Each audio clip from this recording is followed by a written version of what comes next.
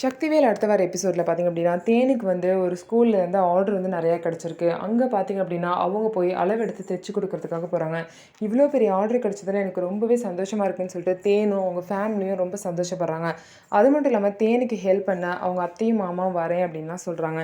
இதனால் தேன் வந்து ரொம்பவே சந்தோஷமாக இருக்காங்க.